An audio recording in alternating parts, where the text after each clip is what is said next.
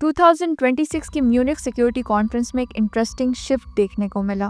पिछले साल वॉशिंगटन और यूरोप के दरमियान जो टेंशन थी, उसके बाद US secretary of state Marco Rubio ने स्टेज पर आकर कन्फ्रंटेशन के बजाय रीअश्योरेंस का टोन अडॉप्ट किया। उन्होंने अमेरिका को चाइल्ड ऑफ यूरोप कहा, शेयर्ड हिस्ट्री, शेयर्ड कल्चर, हत्ता कि शेयर्ड सिविलाइजेशन की बात की। कॉन्फ्रेंस हॉल में कई यूरोपियन डिप्लोमेट्स ने महसूस किया कि एटमॉस्फेयर हल्का हुआ है, जैसे एक कलेक्टिव साई ऑफ रिलीफ। लेकिन यहाँ स्टोरी खत्म नहीं होती। टोन सॉफ्ट था, लेकिन सब्सटेंस काफी हार्ड लाइन। रूबियो का सेंट्रल आर्ग्यूमेंट ये था कि वेस्ट ने पिछले 30 सालों में अपनी स्ट्रेंथ खुद अंडरमाइन की। उनके मुताबिक कोल्ड वॉर के बाद एक यूफोरिया था, एक बिलीफ के फ्री ट्रेड और global institutions naturally prosperity spread कर देंगे। लेकिन उनका कहना था कि ये एक डिल्यूजन निकला। उन्होंने कहा कि जब वेस्ट ने अपनी मार्केट्स ओपन की, कॉम्पिटिटर्स ने अपनी इंडस्ट्रीज को हेविली सब्सिडाइज किया और नतीजा ये निकला कि अमेरिकन और यूरोपियन मैन्युफैक्चरिंग हॉलो हो गई। इमिग्रेशन के हवाले से उनका स्टैंस और भी क्लियर था।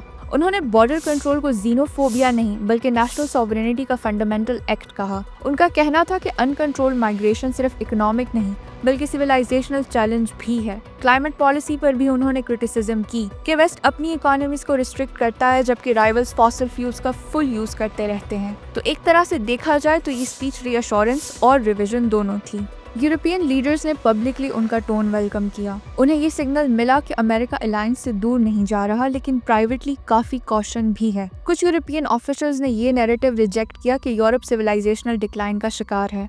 उनका कहना था कि सबसे बड़ा थ्रेट अब भी रशिया है, ना कि माइग्रेशन, और वो इस बात से भी परेशान है कि सिविलाइजेशनल रिटोरिक कहीं फार राइट डिस्कोर्स को नॉर्मलाइज ना कर दे। तो असल सवाल ये है कि क्या ये ट्रांस अटलांटिक रीसेट है या फिर एक ट्रांजैक्शनल अलायंस का नया फेज।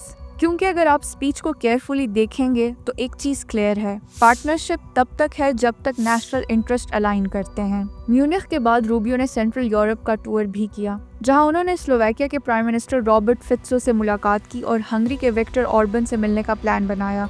दोनों लीडर्स जो ब्रसेल्स से थोड़ा डिस्टेंस रखते हैं और सॉवरेनिटी बेस्ड पॉलिटिक्स को प्रेफर करते हैं। इससे ये सिग्नल मिलता है कि स्ट्रेटेजी सिर्फ रिटोरिक नहीं है, ये एक स्ट्रक्चर्ड अप्रोच है अलायंस को रीडिफाइन करने की, लेकिन एक नए आइडियोलॉजिकल फ्रेमिंग के साथ। अब फंडामेंटल डिफरेंस ये है, जब वॉशिंगटन ग्रेट सिविलाइजेशन की बात करता है, क्या ब्रसेल्स भी वही इमेजिन करता है या फिर दोनों साइड्स वेस्टर्न यूनिटी को बिल्कुल मुख्तलिफ नजर से देख रहे हैं। आने वाले महीनों में ये डिफरेंस ही ट्रांस अटलांटिक पॉलिटिक्स की डायरेक्शन डिसाइड करेगा। इस सब में आप क्या समझते हैं, वेस्ट रीयूनाइट हो रहा है या क्वाइटली रीडिफाइन?